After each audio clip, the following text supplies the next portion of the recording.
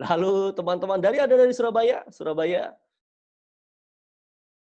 Pak Bani dari Depok, Pak Toyah, wow, Pak Toyah baru tadi siang ketemu, malam juga ketemu, luar biasa.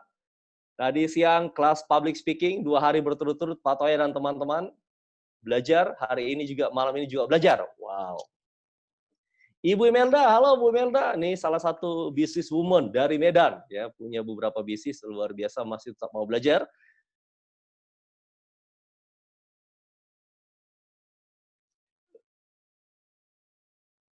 Wow, Manado 2 orang, Pak Audi. Halo Pak Audi, senang ketemu Pak Audi lagi.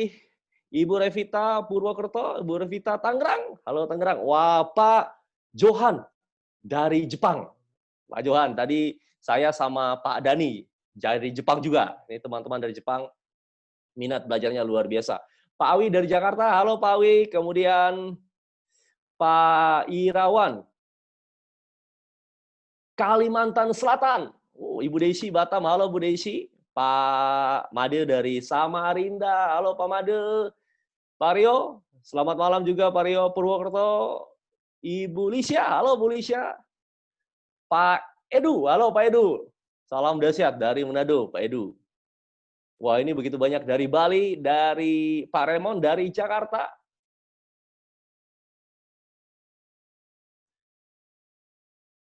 Pak Salmon Ginting dari Manado. Halo Manado. Senang ketemu. Wah, ini teman-teman Anda begitu antusias, 152 orang dari Cikarang. Oke, teman-teman Cikarang. Denpasar, halo Denpasar.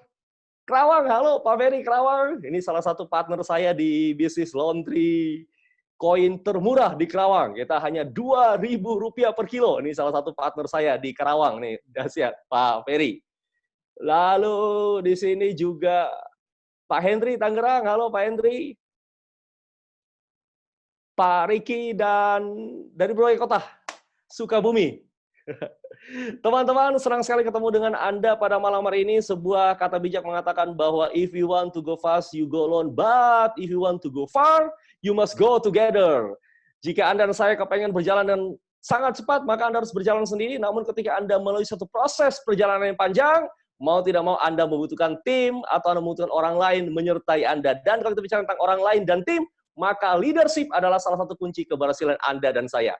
Teman-teman, ketika kita bicara tentang leadership, menjadi sangat berbeda ketika situasinya berbeda. Dan malam hari ini, kita bicara tentang sebuah topik yang menarik sekali, yaitu leadership in a crisis. Dan tentu, bintang tamu kita atau pembicara kita pada malam hari ini, seseorang yang memiliki begitu banyak pengalaman dalam organisasi, dalam bisnis, dan beliau memimpin puluhan bahkan ratusan ribu orang di organisasi beliau.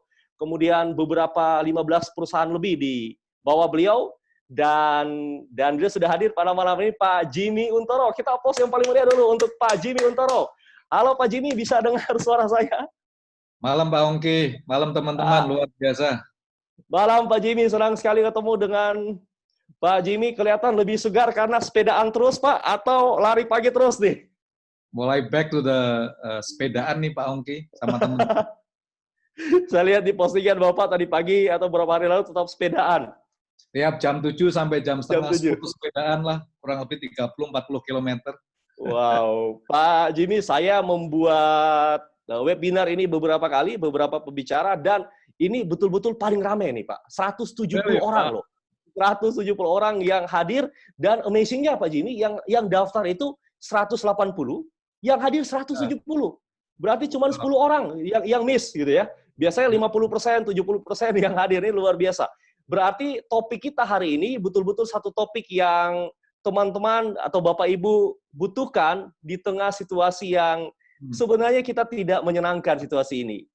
Kalau saya bisa tahu kegiatan apa saat ini Pak Jimmy selain sepedaan tadi?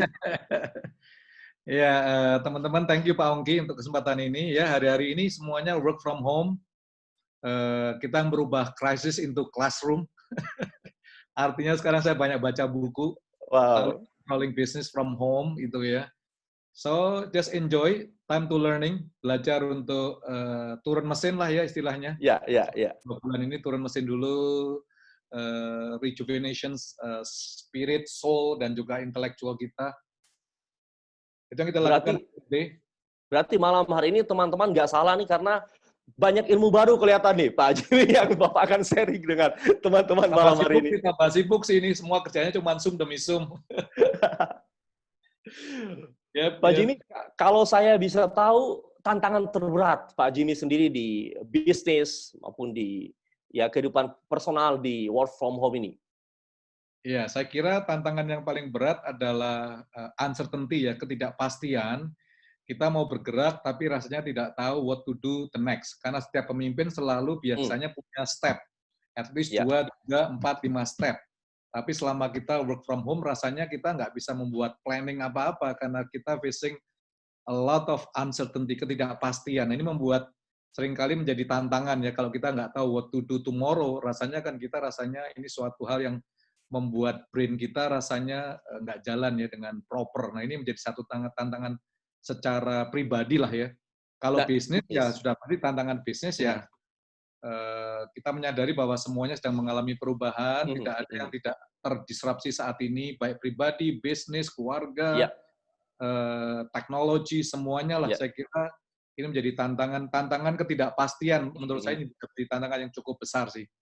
Nah, ini menarik. Sebentar mungkin saya akan tanyakan kepada Pak Jimmy ini tentang bagaimana seorang leader memutuskan sementara dia nggak mengerti atau susah untuk memprediksi hari esok, gitu ya. Sebentar saya akan tanyakan ini kepada Pak Jimmy. Gimana seninya atau caranya memutuskan, membuat sebuah keputusan di tengah hal yang dia sendiri nggak akan pasti, besok, lusa.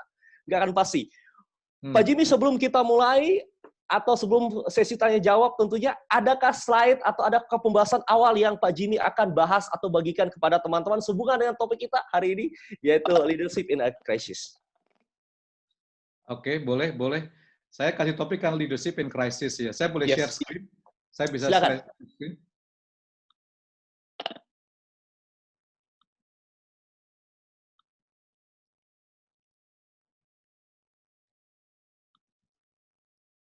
Bisa lihat nggak slide-nya, ya? Saya bisa lihat. Nah, teman-teman sebentar. Kalau Anda yang sudah siap belajar dan Anda sudah bisa melihat, tolong di chat agar saya dan Pak Jimmy juga tahu bahwa Anda siap belajar dan Anda juga bisa membaca slide-nya. Ayo, tolong Anda chat dan ketik siap. Wow, ini teman-teman semangat banget nih Pak Jimmy. Wah, langsung siap. Siap. Nah, kelihatan ada Atta Halilintar. Siap. Gitu ya, siap doang nih Bapak Ibu ya. Wah, siap bos. Oh, ini kelihatan Makassar nih, Pak Jimmy. Kalau pakai bos di belakang tuh Makassar, karena semua orang Makassar bos katanya. Iya. Oke, good. Nah, teman-teman, ayo lanjut. Pak Jimmy, thank you. Terima kasih. Ya, kita membicarakan leadership in a crisis, ya, Pak Ongki, teman-teman, ya. Iya. Nah, kita menyadari pada waktu pemimpin get better, biasanya everyone will get better. Nah, saat ini kita mengalami reset button lah ini, ya, lewat pandemik COVID-19 ini. Setahu saya di dunia ini ada 3 episode yang sebagai sejarah yang sangat penting, yaitu tentang perang, itu tentang territorial, and then yang kedua yang membuat dunia berhenti atau reset button adalah depression, membicarakan tentang ekonomi. Tapi pandemik COVID-19 ini rasanya semua tatanan di dunia ini mengalami disrupsi, baik pribadi, baik bisnis, baik finance, baik education, health, ya, yang membuat kita rasanya seperti hidup di dalam sebuah global village, ya, satu kampung dunia. Karena nggak peduli warna kulit kita, nggak peduli apakah kita dari first world country, third world country, semuanya ngomongnya sama, ya kan? Always cuci tangan, masker, physical distancing, rasanya semuanya in one culture, ya, satu budaya yang sangat penuh dengan ketidakpastian ini. Nah, ini cukup menarik sekali. Saat-saat ini kita seperti di reset button kita, dibuat zero, dibuat no. Ya, sehingga tadi saya katakan waktu Pak Ongki tanya, tantangannya gimana? Banyak uncertainty. Setiap orang punya view masing-masing lah, ya. Kalau saya kasih gambar ini, menurut Pak Ongki, teman-teman gimana perasaan Anda? Atau Anda bisa chat ke saya. Wow, bisa lihat gambar ini. Nah, ini gajah yang sedang surfing, gitu ya, sedang melancar itu. Gimana Pak Ongki, teman-teman? Ayo teman-teman, tolong di chat gimana pendapat Anda tentang gambar yang ada di sini. Nah, saya sambil bacakan. Kasih gambar ini, apa yang ada dalam pikiran kita, Pak Ongki, teman-teman, coba ya. Ada katakan challenging Pak, exciting, ajaib. Ada yang fokus ke papannya, hebat tuh papan gitu. Nggak mungkin. Oh, semangat, Oke. impossible gitu ya. Lalu Possible, enjoy. Amazing, out of the amazing, box, new normal. Harus new. berani. Kok bisa? Kok bisa? Gajahnya kok nggak jatuh, Pak? Ada yang nanya ya. Kemudian ada yang nanya, gajahnya belajar di mana, Pak? Great, risk taking, defense, ya. Stranger, kemudian apalagi impossible, hal baru, out of box gitu. So Adaptasi, canggih. kalau saya kasih gambar ini satu atau dua kata, ekspresinya apa? Senang, sedih, impossible, atau possible? Nah, sekarang ekspresinya dua kata. Ayo, dua kata. Dua kata. Impossible, exciting. Impossible, Impossible, too possible. too possible. Impossible and challenging.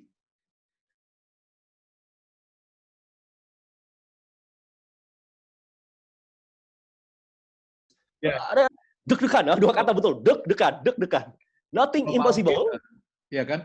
Teman-teman bisa memikirkan, bisa nggak satu momen gajahnya diganti dengan Anda? Ya kan, Anda nggak pernah surfing, tapi tiba-tiba dalam satu momen kita belajar, kita bisa melancar seperti gajah ini. Gimana perasaan Anda? Saya nggak bisa tanya Anda langsung berapa banyak pernah main surfing di Bali atau di Manado gitu ya. Ya. Nah, kalau Anda seperti ini gajahnya diganti Anda dan saya, gimana ekspresi Anda? Nah, Happy, teman-teman, sekarang bayangkan. exciting, gitu ya. Kalau ini betul, tadi kalau Anda lihat dari perspektif Anda melihat gajah, sekarang kalau Andanya di gajah, Anda terasosiasi dengan kondisi itu, Anda terasosiasi dengan situasi itu, ada ombak yang besar di situ, lalu Anda baru belajar, atau mungkin Anda nggak bisa belajar, Anda dijolokin ke situ, ya Mas Bilon katanya, ada yang ngomong tega, ya harus hati-hati, gugup deg-degan sih Pak. Menikmati sambil berdoa. Oh, ini luar biasa. Menikmati sambil berdoa. Gue takut, Pak, takut. Mimpi jadi kenyataan. Oh, sebentar. Nah, Mimpi surfing kelihatan. Hajar terus. Kalau kita ngelihat gambar ini ya Pak Ongki, teman-teman ya, kita bisa mengekspresikan sampai semalaman sih. Ada momen yang wow, rasanya gua bisa yang dari yang impossible jadi possible. Yep. Kalau yang pertama kali surfing, wow bisa begini. Tapi ini ada bahayanya ya, ada bahayanya. Saya punya teman waktu itu jago surfing, tiba-tiba hampir hilang di Manado itu Pak Ongki itu ya. Padahal jam 4 udaranya terang sekali. Lalu dia mencoba untuk surfing, tiba-tiba boom, badai gelap hampir hilang.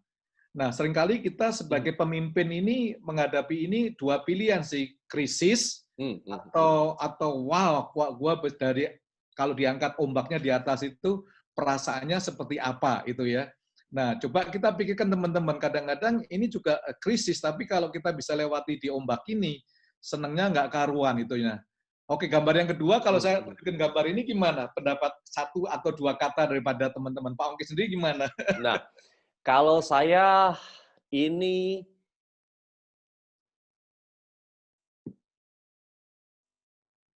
pendapatnya ya. Lihat ini. Nah, sepi kosong, sepi kosong, diskon, rugi besar, ada kata rugi besar. Rugi besar. Tenang, sepi ya. Ini kangen kampung, ada kangen kampung, mau pulang, istirahat ya. Sunyi gitu ya. Kemudian hidup dalam kehampaan, nih kelihatan puitis banget nih Pak. Pak Jini, hidup dalam kehampaan ya. Senyap, seram, sepi Pak. Oh, menyenangkan. Ini kayaknya ini Pak punya pesawat sendiri gitu, menyenangkan gitu. Cuma sendiri aja. Oh, nggak ada yang ngomong ini ya. Oh, nggak ada yang ngomong kepingin waktunya jalan-jalan lagi. Oh, itu jalan-jalan. Oh, ada diskon tadi Pak, diskon. Ya kan? Oh, ini ada Pak, kangen jalan-jalan ya, kangen jalan-jalan. Ya, kangen jalan-jalan. Okay, so, masih ada harapan sempit dalam whatever we see lah ya. Yang kita lihat ini kita proses dalam pikiran kita. Lalu kita membuat tindakan demi tindakan sih ya. Nah, kita membicarakan leadership in the crisis ya, in a crisis moment seperti ini ya. Saya kira ancaman disrupsi itu nyata, bukan cerita 1001 malam lah itu ya.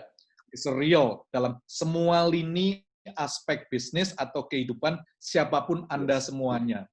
Nah, radar disrupsi ini apapun pekerjaan Anda, baik education, property, retail, media, health, financial service, otomotif, F&B, travel, energy, satu persatu industri masuk ke radar disrupsi. Saya sendiri Pak Ongki ada 15 perusahaan, saat ini yang jalan paling cuma 2 itu ya, yang lainnya tiarap. Yes, karena banyak Ceritanya, di venue, MICE dan seterusnya ya Pak. Ada 300 orang di bawah saya sedang bertanya, what next nih? Ya kan? Saya nggak bisa jawaban, next-nya ya VA, work from home gitu ya. Kita nggak ngerti apa yang terjadi. Nah, sebagai pemimpin kita melihat ini adalah hal yang sangat harus kita perhatikan karena disrupsi itu memang benar-benar real ada dalam kehidupan kita saat ini. Nah, malam hari ini sebenarnya saya ingin ajak untuk kita recharge sih. Tadi kita melihat gambar, lalu brain kita memproses, ya kan? Nah, ini merupakan latihan yang perlu kita pikirkan untuk kita bisa reset a new normal ini. Pak Jokowi mengatakan semuanya kelihatannya semangat new normal, tapi hati-hati dilihat nanti semua statement Pak Jokowi, para pemimpin-pemimpin gubernur dan sebagainya, rasanya belum pasti, ya kan? Nah, kita menyadari bahwa renewing our brain ini penting sekali sih karena pikiran kita ini menentukan perilaku kita kan, behavior kita. Nah, hebatnya brain kita ini bisa beradaptasi dan bisa bertumbuh sih, ya kan? Bahwa the property of the brain itu bisa mengalami perubahan dan bisa mengubah struktur kehidupan kita maupun fungsi menurut experience dalam mental kita. Jadi istilahnya you can teach a dog a new trick. Jangan pernah katakan, wah kita nggak bisa ngajarin anjing dalam trik-trik yang baru. Saya kira kita perlu melihat bahwa gajah pun bisa surfing di tengah-tengah ombak. Kalau gajah aja bisa, poin saya tadi katakan kan, kita, Anda dan saya juga bisa, cuman belum pernah. Ya coba aja kan, harus kita antisipasi bersama-sama. So, jadi bagaimana sih untuk ngadapin masa-masa krisis ini? Nah, satu kata yang selama 3 bulan ini ya, teman-teman Pak Ongki, saya pelajari dan saya terapkan dalam hidup saya saat-saat ini ya. Karena pengalaman 30 tahun rasanya zero. Saya baru pulang pindah dari Amerika ke sini 30 tahun yang lalu, membangun semuanya rasanya flat nih. Nah, flat ini kesempatan atau musibah yang perlu kita pikirkan. Nah, brain kita inilah yang harus kita recharge. Nah, satu kata ini sangat penting sih, resilience. Ya, resilient itu ketangguhan, resilient itu tidak pantang menyerah dan sebagainya. Kata-kata ini penting sekali bagi seorang pemimpin yang sedang menghadapi atau menavigasi di tengah-tengah krisis. Ini penting sekali sih teman-teman ya. Jadi kemampuan seseorang untuk menilai, mengatasi dan meningkatkan diri atau mengubah dirinya dari keterpurukan atau kesengsaraan hidup. Jadi kita melihat adalah resilient ini adalah kemampuan diri kita untuk menilai, mengatasi, dan meningkatkan diri, mengubah diri dari keterpurukan atau kesengsaraan hidup. Jadi kalau kita menghadapi COVID-19 ini, kita punya kemampuan nggak untuk menilai, mengatasi, meningkatkan diri, atau kita membuat perubahan dari keterpurukan ini, dari kesengsaraan hidup ini. Nah, kalau dari sisi leadership, itu adalah kualitas di mana seorang pemimpin mampu melihat situasi yang sulit, situasi krisis, dan bahkan kegagalan sebagai sebuah kemunduran sesaat, dan ia dapat segera bangkit daripadanya. Jadi ini adalah satu momen yang kita bisa bersama-sama untuk merenungkan saat-saat di mana kehidupan kita mungkin saat ini mengalami tantangan lah, semua termasuk saya sih ya kan, atau bahasa sederhananya resilient itu adalah bounce back from disruption. Nah sebentar lagi kalau new normal dibuka, kita siap terbang kembali nggak? Kita bounce back nggak gitu ya? I shall be back, I shall win itu ya dari segala disrupsi ini. Nah ini penting sekali Pak Ongki teman-teman untuk kita ngelihat. Nah saya kasih next slide ini untuk kita bisa ngelihat saat ini kita di mana sih? Kita lihat time, waktu, ya kan? Secara horizontal, secara vertikal tuh semangat juang kita.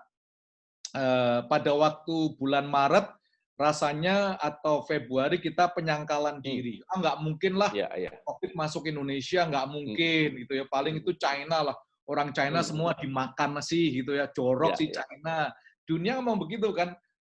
Trump nggak mungkin virus takut sama orang Amerika. Sekarang Amerika mengalami kemarahan beberapa bulan yang lalu ya. Dari penyangkalan terjadi kemarahan. Kita mungkin juga demikian sih ya, nyangkal. Tapi tiba-tiba kok begini ya. Lalu ngelihat satu buka, satu enggak, satu patuh, satu enggak patuh. Lalu di antara pemimpin ada perbedaan memberikan pandangannya. Lalu sebagian mungkin mengalami putus asa, Pak Ongki. Setuju. Atau saya berharap kita dalam stage penerimaan, ya udah accept. Kita akan masuk dalam new normal. Kita harus terima itu.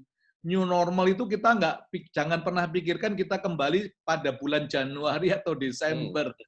Yung akan tenggelam pada waktu nanti berselancar, teman-teman. Nah, jadi jangan terjebak nostalgia masa lalu, Pak Jimmy. Jadi kebiasaan, tindakan, dan mungkin keputusan-keputusan yang lalu akan sangat berbeda di new normal nantinya. Pak Jimmy.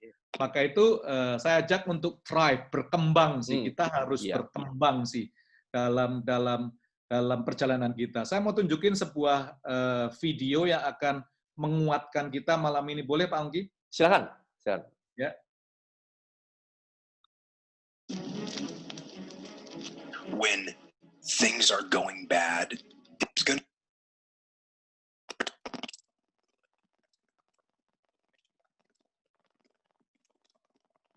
more time to get better.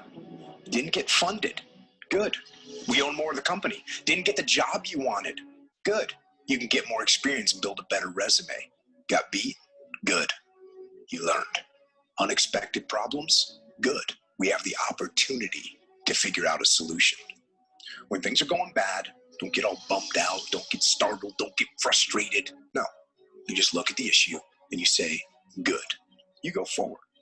And lastly, if you can say the word good, it means you're still alive. You still got some fight left in you.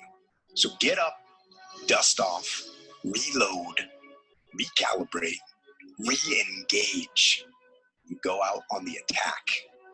When you're making a diamond, three things have to happen. Number one, they have to put you under immense heat. You got to get burned. Don't run from the difficult classes. Take them. Go to the heat, because the sooner you go to the heat, the sooner the drain.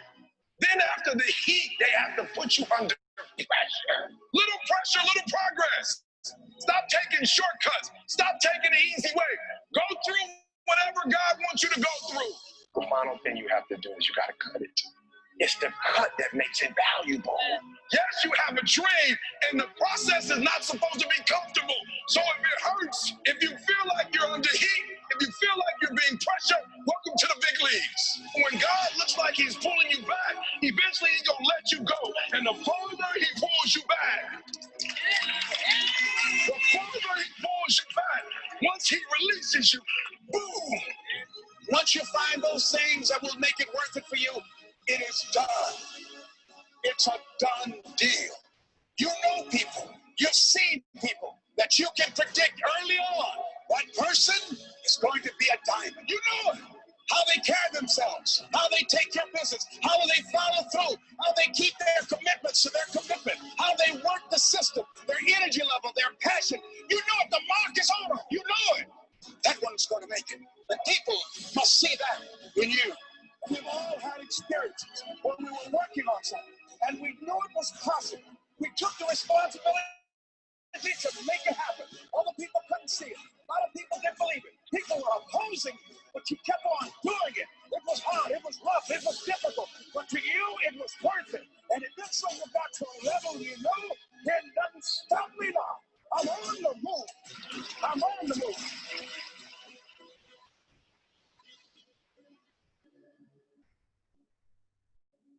Wow.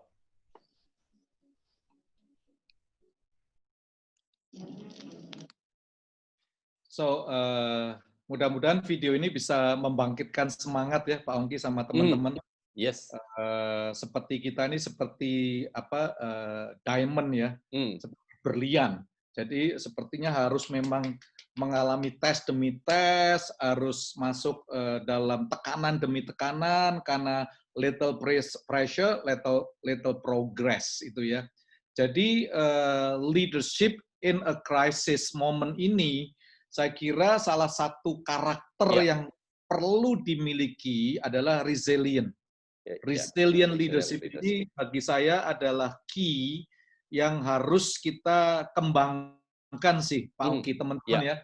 Dalam masa-masa krisis seperti ini, dalam masa-masa ketidakpastian, kita bisa terbang lagi atau enggak ya, kita bisa surfing atau enggak ya, brain kita masih bisa jalan normal enggak ya, menghadapi ketidaknormalan ini.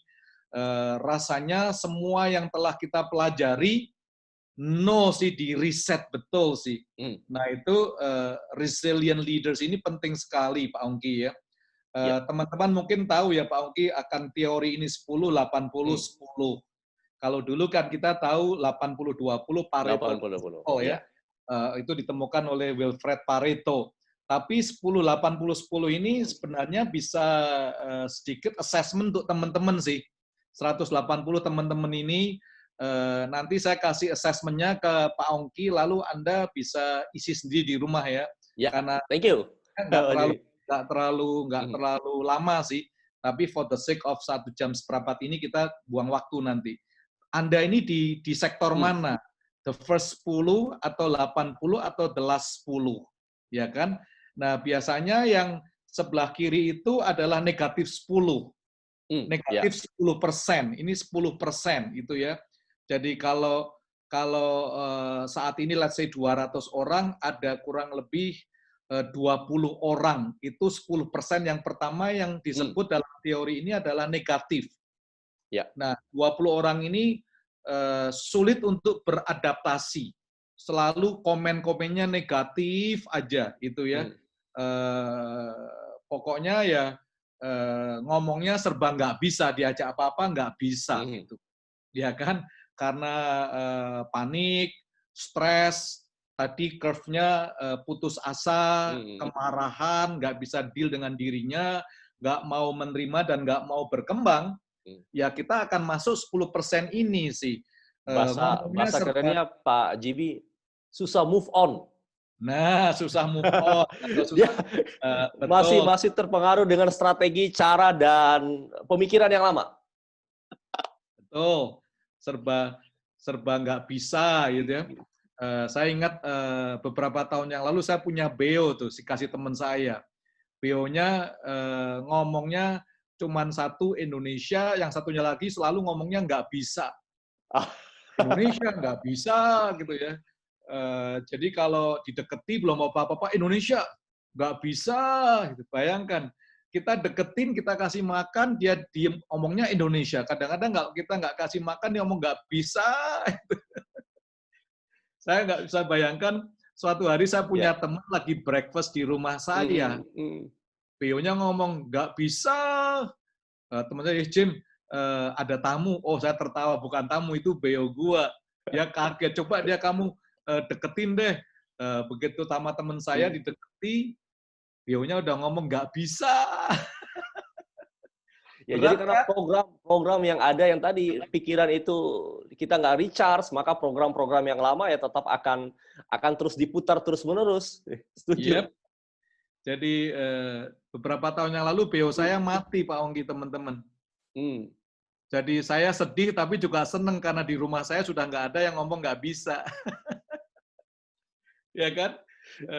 Karena menghadapi krisis ini kalau serba nggak bisa repot sih. Nah, 80% ini adalah the middle 80%. Ya kan? Panik sih, tapi orang ini 80% gua ngikut aja deh. Whatever boss say ya gua ikut aja deh gitu ya. Follow the crowd, follow the crowd. Nah, tapi 10% terakhir inilah yang mampu mengadaptasi, berani take challenge. Saya katakan ini sebagai resilient leaders. Nah, harapan saya nih Pak Ongki habis seminar ini, saya harapkan 80% ini bisa menjadi yang Ya. 10% ini masuklah itu ya, supaya kita bisa menjadi leaders. Tapi yang 20 ya kita tinggal lah, memang dia susah sih, ngomong apapun nggak bisa. Mudah-mudahan sih semuanya nggak ada di sini yang the first negatif 10% ini ya kan. Jadi ini adalah sebuah training yang harus kita buat sih, yang harus kita persiapkan dengan baik supaya kita bisa menjadi resilient leaders, supaya menjadi pemimpin yang mantul, bahasa kerennya, bahasa gaulnya, resilient bounce back itu mantul gitu ya. Wah, mantul bener ya, kata-katamu mantul ya, kata-katanya penuh semangat, memberikan inspirasi gitu ya. Jadi resilient ini cara pandang orang-orang leaders yang punya DNA atau bukan DNA lah ya, punya karakter, attitude resilient, pandangannya berbeda. Ya kan? Semua pasti udah pernah dengar lah ada dua sales ya, sepatu, leset sepatu. Satunya dikirim ke Afrika. Begitu sampai Afrika, satu hari dia minta pulang balik, bos, gua mau pulang. Bosnya kaget, kenapa? Ya, orang Afrika nggak pakai sepatu, bos. Lalu dikirim sales yang kedua. Begitu sampai dia kan, bos, gua mau pindah di sini. Tolong kirimkan 100 kontainer, jangan satu kontainer, 100. Kenapa? Orang Afrika nggak pakai sepatu, bos. Ya. You know, matanya sama, pandangannya sama, mendarat di Afrika sama, tapi yang satu brain-nya tidak di-recharge. Yang satunya mengalami recharge. Ini penting sekali. Yang satu ngomong nggak bisa, gua pulang saja. Yang satu mengatakan bisa. Dia spiritnya spirit survivor, berani menjalankan ini. Nah, malam hari ini dengan cepat saja saya kasih 3 tip ya Pak Ongki, lalu saya kembalikan ke Pak Ongki untuk sesi berikutnya atau Q&A. Ya. Boleh Pak Ongki? Nah, gimana sih mengembangkan resilient ini? Secara sederhana, yaitu kita udah tahu inilah disiplin. Kita harus belajar untuk disiplin sih. Kalau mau memiliki spirit of resilient, ya kita harus belajar disiplin. Disiplin, katakan di rumah Anda masing-masing ya, aku mau disiplin. Atau ya, chat boleh, chat disiplin. Ayo teman-teman, Anda chat. Ya kan? Disiplin. Disiplin ini ada di pikiran kita semuanya sih, gua mau disiplin, nggak ada yang nggak ada lah. Terbukti 180 atau 200 orang mau 236 orang nih saat 236 ini. 236 orang sekarang. Ya kan, ikut, berarti dia mau mengembangkan leadership-nya. Setuju. Ya kan, tapi disiplin di otak sama tindakan bisa dua hal yang berbeda kan. Ya kan, saya senang sekali cerita ini dari Ta-Nehisi Coates. Dia penulis buku, menjadi bestseller buku Between the World and Me, ya kan? Ini beberapa tahun pernah menjadi bestseller New York bestsellers itu ya. Nah, Ta-Nehisi Coates ini beberapa tahun dia kerja di majalah Times, lalu di-fire teman-teman Pak Ongki, di-fire. Karena apa? Dikatakan, Coates, lu nggak kreatif, lu nggak bisa nulis. Jadi dia saking stresnya, ngalami krisis, sampai berat badannya naik kurang lebih 20 sampai 40 kiloan ya, karena dia stres 8 tahun, dia jobless, tapi dia akhirnya memutuskan, masa sih gua nggak bisa nulis, masa sih gua nggak kreatif, lalu dia nulis beberapa buku, dan buku yang kesekian kalinya, saya lupa keberapa kali dia tulis, dan buku yang ini, Between the World and Me, meledak menjadi nomor 1, mendapatkan the National Bookmark Winner. Wow. Ini luar biasa. Lalu ditanya, gimana rahasia kamu, Coates? What is your history, secret? Dia katakan, the challenge of writing, tantangan menulis, is to see your horribleness on page, melihat keburukan di halaman Anda, to see your terribleness, untuk melihat keburukan, and then go to bed, lalu tidur. And woke up the next day, bangun besok paginya, ambil your horribleness, take your horribleness and that terribleness and refine it. Ambil yang buruk, yang jelek, perbaiki. Buatlah, make it not so terrible, and not so horrible, then go to bed again. And then come to the next day and refine it a little bit more. Make it not so bad.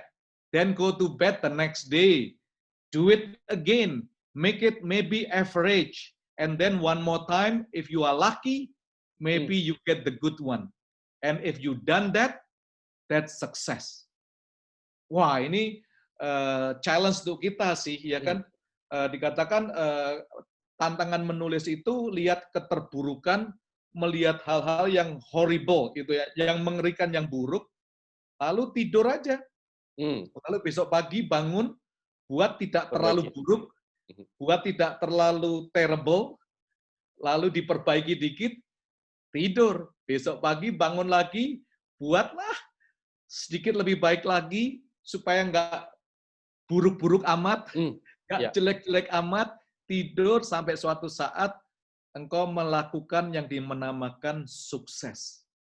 Nah, kalau dari sini Pak Jimmy, saya bisa simpulkan dengan perspektif saya, berarti disiplin yang Pak Jimmy maksud atau yang salah satu karakter dari leader adalah terus-menerus memperbaiki hal-hal yang kita inginkan. Jadi betul sekali bahwa kita mungkin tidak akan bisa langsung berhasil, tidak langsung bisa good, tidak langsung bisa excellent, namun kita hari demi hari memperbaiki hal tersebut, atau kata bijak mengatakan constant and never ending improvement. Kira-kira begitu, Pak Jimmy. Mantap, setuju. Yep. Ini masih mantap, belum mantul ya Pak Jimmy ya? Mantul. Oke, ada yang kedua lagi Pak Jimmy kira-kira? Jadi dikatakan disiplin itu is the bridge between goals and accomplishment, kata John Rohn. Ya. Jadi disiplin itu adalah jembatan antara cita-cita dan juga achievement daripada kita. Dibutuhkan sebuah kedisiplinan, teman-teman. Disiplin benar-benar, ya kan? Small discipline, big result jika dilakukan konsisten. Ya. Mantulnya di sini Pak Ongki, jika dilakukan konsisten. Small disciplines, ya kan? Small, nggak usah gede-gede, tapi dilakukan dengan benar. Ya kan? Kecil demi kecil. Nah, saya usah katakan di sini adalah small is big. So, nanti kalau masuk new normal, nggak usah mimpi yang gede-gede deh. Small is big. Kalau kita bisa melakukan disiplin yang kecil, pasti akan menghasilkan hal yang besar. Ini penting sekali sih teman-teman ya. Seringkali saya katakan, it is often the small thing that no one see that result in the big things that everyone wants. Jadi perkara yang kecil yang orang tidak pernah lihat, yang dilihat adalah perkara yang besar, hal yang besar yang orang inginkan sebenarnya. Jadi sebenarnya untuk menjadi pemimpin yang bisa mengatasi krisis atau memiliki resilient, itu bukan orang itu hebat dan sebagainya sih. You know, saya selalu katakan bahwa studying is not amazing, praying is not amazing, serving is not amazing, dreaming is not amazing, leading is not amazing, trying is not amazing, showing up is not amazing. Tapi yang amazing apa Pak Ongki teman-teman? Doing it every day. That's the power of discipline. Doing it every day. Ya kan? Ini penting sekali sih. 7 tahun yang lalu saya ambil contoh, saya melakukan disiplin karena berat badan saya hampir 3 digit kan. Wow. Hampir 97 sekian lah, hampir 100. Waduh gawat itu ya. Lalu saya ketemu dengan teman saya, lalu diajarkan, udahlah kamu hindari 5 ini. Jangan makan yang manis, avoid sugar, avoid goreng-gorengan, avoid nasi, avoid bakmi, dan jangan makan roti yang tak bergandum. Wah, 5 hal itu mampus sih, ngerti nggak? Susah sih, ngerti nggak? Ya. Kadang-kadang kita baca obat diet itu 1 bulan 30 hari bisa lose. Waduh, saya sih nggak terlalu yakin yang begitu-begitu ya. Saya mau yang organik. Lalu teman saya itu plus kamu olahraga ya, Jim. Tak ajari sepeda ya. Sampai sekarang tadi masih sepedaan sama saya sudah hampir 7 tahun. Jadi sekarang berat badan saya bisa turun hampir 25 kilo. Ya kan? Karena small things tadi dengan konsisten. Iya, itu penting sekali sih Pak Ongki itu ya, teman-teman ya. Jadi disiplin itu ya. Bagi saya kalau mau jadi resilient leaders, just think small will bring you big. Small is always big. Nah ini penting untuk kita bisa sama-sama nikmati hal-hal yang sangat berat, sangat susah. Ya kan, kalau ada bakmi, waduh, pertama ya gagal sih, ada saatnya gagal gitu ya. Saya kalau sudah makanan Padang, saya nggak makan 1 minggu, 1 bulan sekali sudah sulit. Nggak mungkin makanan Padang tanpa nasi. Ya. Tapi akhirnya saya Padang dengan sayur singkong, enak juga tuh, gitu ya. Tapi ya memang, waduh, no pain, no gain, ya kan? Setuju. Jadi harus disiplin itu ya. Nah yang kedua, lalu sebentar lagi saya akan kelar untuk Q&A. Yang kedua itu the courage to stop. Nah ini yang agak sulit sih itu ya. Jadi yang pertama tadi small is big. Yang kedua ini less is more. Jadi courage to stop. Sebagai seorang pemimpin atau pembawa influencers, kita mau go up lah ya. But if you want to go up, you have to let go. Nggak bisa kita mau go up tapi heavy semuanya gitu ya. In order to accomplish more, you need to do less. Nah, reset button ini saya juga diajarin, saya belajar. Waduh, mana ya baggage mana yang saya nggak harus kurang-kurangi sih. You know, Anda nanti bisa buat list sih mana yang harus dikurangi, mana yang tidak penting ya. Jadi harus the courage to stop ini, biasanya kita harus belajar berkata no. Lebih daripada yes. Karena kalau pemimpin, businessman, apapun yes. Oh ada cuan apa? Ya. Nah, coba setelah masuk new normal ini belajar no. Supaya Anda bisa fokus. Ya kan? Bisa hit the target. Nah, kita belajar less is more. It's okay. Jadi stop hal-hal yang nggak produktif, ya kan? Kembangkan, berikan tenaga Anda kepada hal-hal yang produktif yang membawa highest return for your company or for yourself, ya kan? Jadi fokuskan energi Anda ini pada hal-hal yang membawa highest return. Kalau enggak, kita akan menjadi masalah nanti. Banyak kegiatan, akhirnya kita tidak mendapatkan produktivitas yang baik. Resilient leaders harus belajar to say no. Yang pertama, small is big dalam disiplin. Yang kedua, courage to stop, less is more. Dan yang terakhir, Pak Ongki, kita ajak untuk fighting, itu ya. Karena resilient ini, satu perkataan resilient itu nggak boleh menyerah. Jadi harus ada spirit fighting-nya. Nggak boleh dikit-dikit, nggak bisa, dan sebagainya. Nelson Mandela ini salah satu yang saya kagumi, dikatakan di negara saya, kita dipenjara dahulu, baru kemudian menjadi presiden. Nah ini semua boleh dipikirkan ya. Saya kira Ahok bisa mengaminkan ini karena dia udah masuk penjara mungkin itu ya. Dan tapi kita juga sudah masuk penjara nih Pak Jimmy, 2 bulan ini kan di rumah nih. Penjara di rumah itu ya. Jadi nanti pada waktu masukin new normal ada tantangan, ya kan?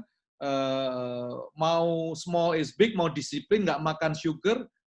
Waduh, selama 3 hari ini saya berat sekali tantangannya karena semua saling bagi makanan, semuanya dimakan. Maka itu pagi sore saya coba untuk burn with exercise. So fighting nih, teman-teman harus punya spirit of fighting itu ya. Never give up dalam hidup kita semuanya.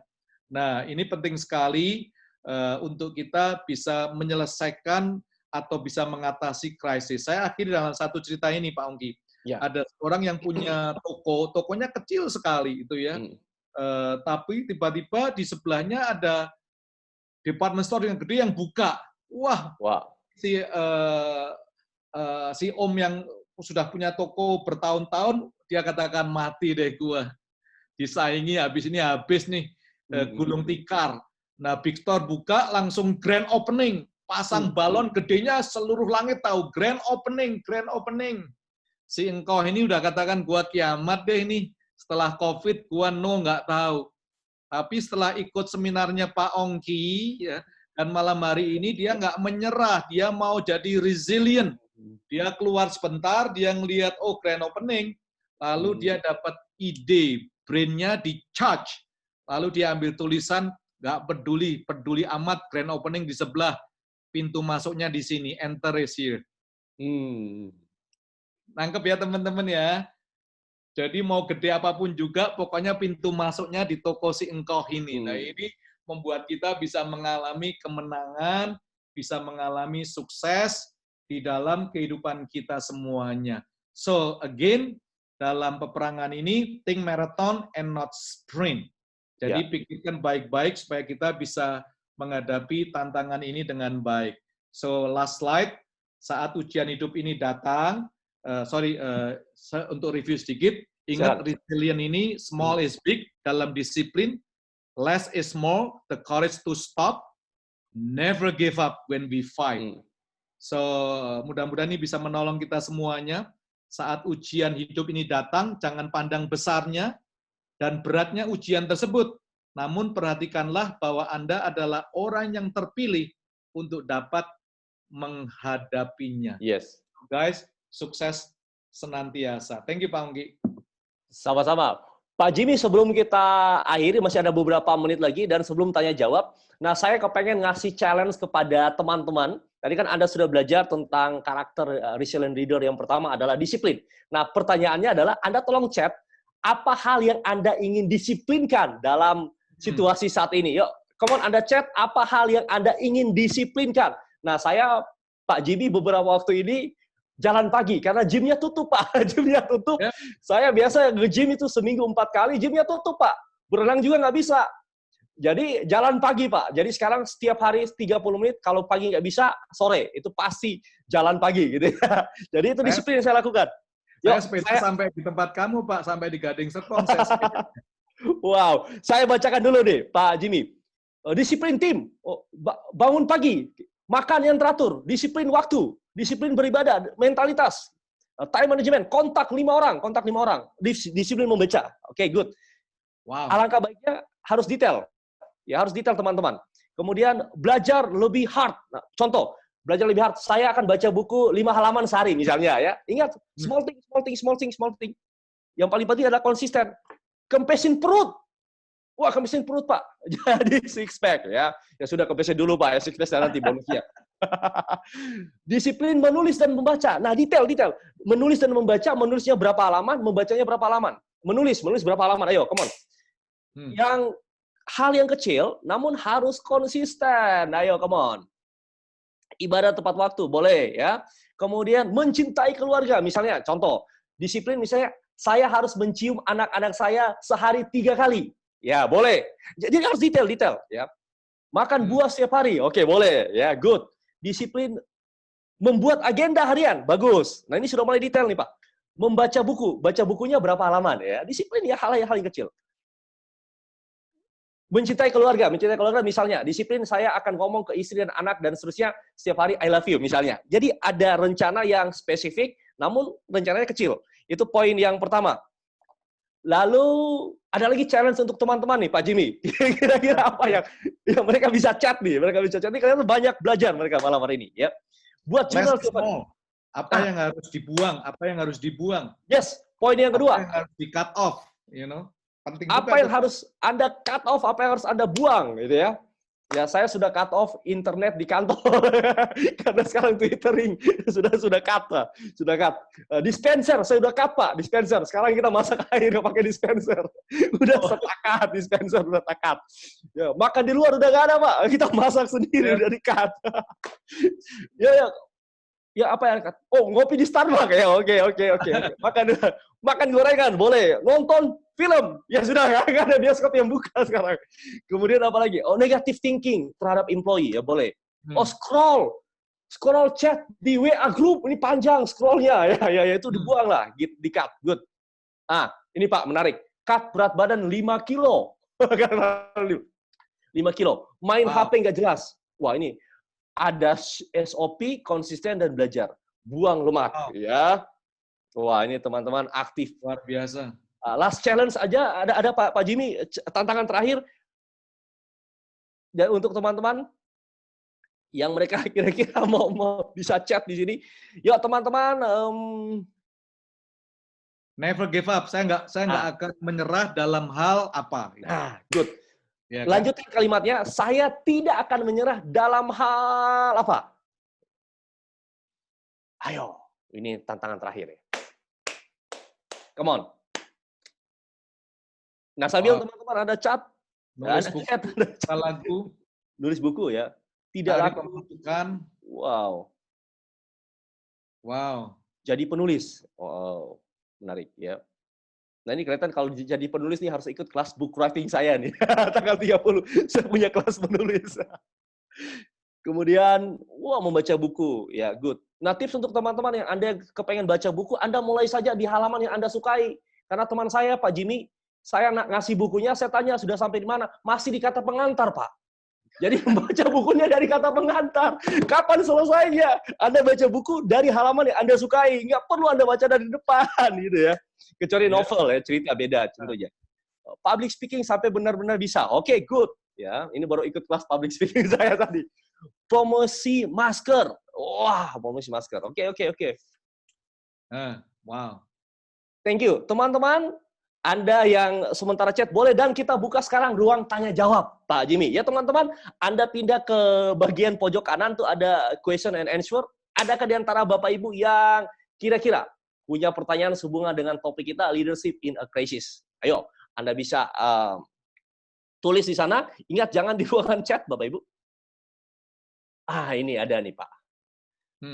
Dari Pak Awi. Halo Pak Awi, mana Pak Awi nih? Pak Awi bertanya, apa yang menyebabkan seorang leader yang tadinya baik atau bagus secara leadership dan karakter, tiba-tiba bisa jatuh atau nggak bisa bangkit lagi? Ya, nah, mungkin kasus per kasus ini, namun secara general lah Pak Jimmy kira-kira. Pada umumnya. Ya, saya kira isunya bukan nggak bisa bangkit kembali sih, tapi itu adalah internal problem ya, internal problem yang seringkali leader yang demikian mungkin dia tidak mempunyai sahabat ya. Jadi seorang pemimpin is okay not to be okay, ini penting sih Pak Ongki, teman-teman.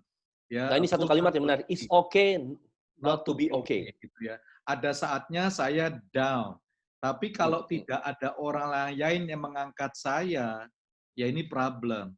Maka itu mungkin next time kita bisa bahas lagi bagaimana membangun tim di dalam kepemimpinan kita, dalam perusahaan kita ya. Ada orang kan mengatakan demikian Pak Ongki, semakin kamu di puncak, semakin kamu sendirian sepi. Sendiri, yes. Ya kan? Itu is old school. Itu pikiran yang lama itu ya. Kalau kamu mau sampai puncak nggak mau sendirian, gimana Pak Ongki? Gampang ya. Ajak teman-teman yang kamu senengin aja kan sampai di puncak.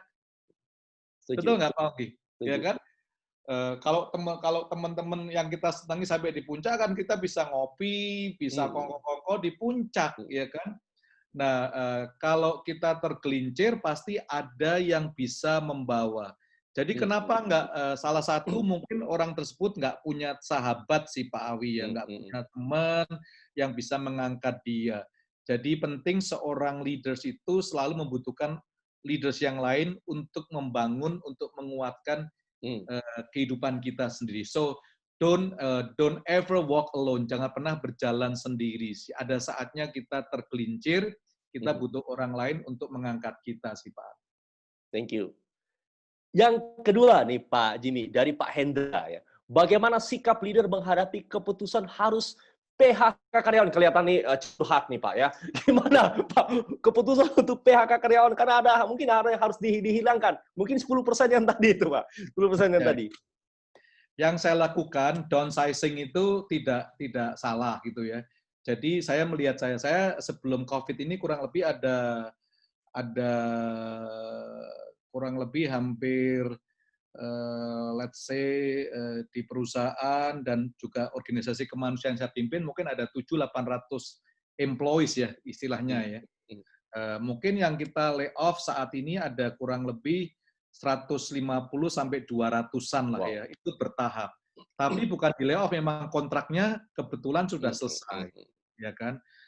Nah, saya pribadi punya kesempatan atau punya pemikiran filosofi bahwa sebisa mungkin kita tidak PHK. Tapi kalau PHK itu juga hal yang sah dan baik juga. Kalau company nggak mampu gitu ya. Jadi yang kami lakukan pada bulan Maret adalah sampai April adalah cut salary gitu ya. Mulai dari gaji saya yang paling tinggi sampai semua BOD harus cut sehingga semuanya tapi bisa. Lalu begitu Mei ini sebagian tadi 200-an lebih mungkin kena PHK karena memang kontraknya habis. Jadi kita nggak bisa melakukan sesuatu yang di luar kemampuan kita. Tapi kalau perusahaan ada duitnya, saya nganjurkan selalu kasihlah mereka minimum wage, gaji minimum UMR itu ya, UMR atau UMP sampai mereka dapat kerjaan lain. Itu mungkin usulan saya sih. Oke, thank you. Wah, ini aktif banyak nih, Pak Jimmy. Saya pilih beberapa ya. Wah, ini malah tanya judul film, Pak. Tadi judul filmnya apa, Pak? Judul filmnya ya. Resilient. Nanti saya kasihkan ke Pak Ongki. Ada semuanya. Ya, nanti saya broadcast judul filmnya. Bagaimana cara mengatasi saat kita mulai jenuh dan bosan untuk mencapai impian? Nah, ini pertanyaan yang umum ya. Jadi mulai bosan, mulai jenuh untuk mencapai impian. Ada ide kira-kira? Agak keluar sedikit dari topik nih, tapi ya mungkin kalau ada ide. Kalau jenuh, naik sepeda dulu lah sebentar 5 menit, go out. Ada psikologi mengatakan go to the green at least 5 minutes every 1 hour. Ya kan kalau Anda duduk terus. Ya kan seperti watch Apple Watch sekarang kalau 1 jam duduk terus kan dia ngasih getaran stand up gitu ya. Jadi penting sekali lah secara simple, secara psikologi untuk go to see the green lah, ngelihat itu ya. Karena pada hakikatnya manusia itu punya impian sih. Cuman kita nggak mengutarakan. Kalau nggak kita nggak bangun pagi. Ya kan? Kita udah mati. The moment semua yang ada hidup atau kehidupan pasti punya dream.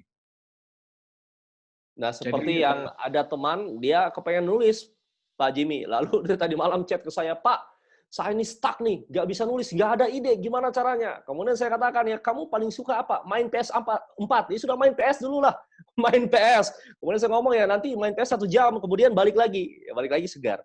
Nah, ini menarik nih, dari Pak Yuan. Menyeimbangkan karir atau bisnis dan keluarga. Nah, ini juga tantangan bagi kebanyakan orang nih. Ada ide kira-kira? Kita malah buka family lagi deh, kita bikin tema sendiri nih. Ya, saya ada organisasi kemanusiaan bernama Fokus pada Keluarga.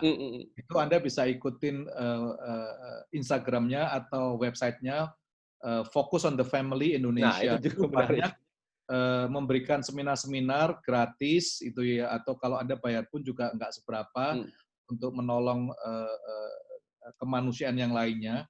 Jadi keseimbangannya saya kira penting sekali lah ya. Everything harus ada keniatan. Bangun bisnis ada niat, bangun keluarga juga harus niat. Jadi kalau saya sendiri selalu ada waktu yang memang tidak bisa diganggu-gugat. Itu adalah waktu keluarga saya, itu ya.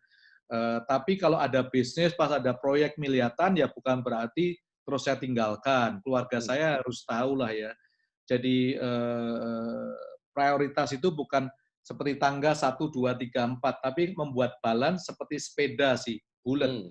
Jadi bannya kena jalan pas apa? Pas saatnya bisnis perlu attention saya, keluarga saya kurang ya kurang. Tapi seperti saat ini kan bisnis kurang, keluarga banyak. Yes. Jadi mengalir aja satu lingkaran lah, satu circle ya. Jadi bukan sebuah bukan tangga ya, tapi circle. Itu menurut saya sih. Nah, ini menarik nih Pak Jimmy. Bagaimana dengan karisma diri? Apakah merupakan faktor utama dalam kepemimpinan, Pak? Ya, karisma sih bagaimana dengan karisma diri terhadap pemilih? Apakah merupakan faktor utama? Bagi saya, karisma bisa membawa Anda sampai di puncak, tapi karakterlah yang mempertahankan Anda di puncak. Oke. Ya, Sekali lagi. jadi karisma bisa membawa kita ke puncak, tapi karakter yang bisa mempertahankan kita di puncak. Ada di puncak tadi. Wow. Jadi kalau nggak punya karakter sampai di puncak, biasanya most of the time akan tergelincir sendiri. Nah, ini dari Ibu Sinta. Bagaimana seorang leader dapat mengupgrade tim yang lambat dalam beradaptasi? Nah, kelihatan kita harus bikin acara sendiri nih tentang team building. Bagaimana cara membangun tim nih, Pak? Walaupun agak sedikit keluar dikit ya. Jadi bangun tim itu seperti kita makan, Pak Ongki. Ya, kita ke restoran, lalu ada menu, lalu kan kita ngelihat nih, gua mau makan apa nih? Misalnya saya mau makan misalnya saya mau makan, tadi saya barusan ke Permata itu iseng-iseng barusan buka, misalnya saya kangen nasi liwet Semarang gitu, karena saya orang Semarang ya, buka juga. Nah, lalu dia bertanya, ada tahunya mau ditambah atau Pak? Lalu ada kreceknya gitu ya, lalu ada telurnya mau ditambah enggak? Nah, jadi membangun tim itu seperti kita ngelihat sebuah restoran atau makanan kita susun. Nah, kita ngelihat nih yang utamanya apa? Utamanya bagi saya adalah sayurannya, bukan nasinya. Bagi teman-teman adalah nasinya. Jadi tim itu tidak semuanya ideal, pasti ada yang plus atau minus. Satu buku yang saya rekomen itu adalah Different Stroke for Different Folk. Jadi pukulan yang sama untuk orang yang berbeda, atau pukulan yang berbeda untuk orang yang sama. Jadi dalam membangun pemimpin harus tahu Anda pakai golf skate yang nomor berapa untuk memukul itu. Satu buku lagi yang cukup lama adalah One Minute Managers ya. Ini penting. Nanti kalau assessment Anda isi, Anda bisa tahu tim Anda ini di golongan 10 yang minus atau 80. Nah, di situ Anda mulai bangun mereka. Nah, bangun mereka biasanya saya lakukan dua hal itu sih, empathy itu ya. Kita harus belajar dengan tim kita empati. Jadi people don't care unless you care. Ya. Nah, itu akan membuat tim kita kuat sih. Empati kepada tim Anda, artinya Anda tahu si A, si B, si C itu punya watak yang berbeda-beda. Jadi seperti anak adalah seperti keluarga itu. Nah, ini mungkin yang terakhir nih, Pak Jimmy. Apa yang harus dilakukan seorang pemimpin ketika ia harus menghadapi situasi di luar kendalinya? Gimana, Pak? Sorry. Apa yang harus dilakukan oleh seorang pemimpin apabila ia menghadapi situasi di luar kendali dirinya? Yang harus dilakukan kalau dia menghadapi di luar kendalinya. Yes. Dalam arti gimana? Emotion atau apa? Nah, ini agak blur ya pertanyaannya. Kita cari beberapa pertanyaan yang lain, Pak Jimmy. Nanti bisa yang tadi nanya bisa sambil lengkapi. Apa yang disebut VUCA? VUCA itu volatility, uncertainty, complexity, sama ambiguity. Itu term-term militer sih biasanya, VUCA itu ya. Saat ini kita ngalami VUCA, volatility, uncertainty, complexity, ambiguity. Kurang lebih itu ada beberapa pertanyaan tadi. Ya, tadi VUCA ya. Ada closing statement dari Pak Jimmy kira-kira di pertemuan malam hari ini? Ya, saya kira resilient itu merupakan biji yang ada dalam setiap kita semuanya sih Pak Ongki. Teman-teman yang waduh saya ini bukan pemimpin yang mantul ya. Actually you have the seed of greatness inside of you. Nah, cuman seperti biji itu kan harus disirami, harus dikembangkan itu ya. Jadi saat-saat inilah untuk kita mengembangkan resilient kita. Kita memasuki a new normal. Jadi 3 tips tadi sebenarnya kalau kita bisa lakukan, small is big, less is more, and then never give up. 3 hal yang semua udah tahulah itu ya. Lalu kita taruh di brain kita yang mengubah behavior kita, lalu di charge. Saya kira Anda bisa melewati krisis, Anda bisa memimpin di tengah atau dalam keadaan krisis apapun juga. So, never give up. Thank you. Teman-teman, senang sekali bisa ketemu dengan Anda dan terima kasih untuk kehadirannya teman-teman. Juga terima kasih untuk Pak Jimmy atas waktu dan sharingannya. Semoga teman-teman kita bisa menghadapi krisis ini, kita bisa melewati badai ini, dan kita bisa menikmati badai ini dan kita merayakan ketika berada di puncak gelombang tadi. Tetap disiplin. Yang kedua adalah kembangkan fighting spirit Anda. Sampai ketemu di pertemuan-pertemuan yang berikutnya. Terima kasih. Sampai ketemu lagi. Sukses untuk Pak Jimmy, juga sukses untuk teman-teman. Sukses, Pak Ongki. Thank you. Thank you. Semuanya. Yuk, thank you. Selamat malam.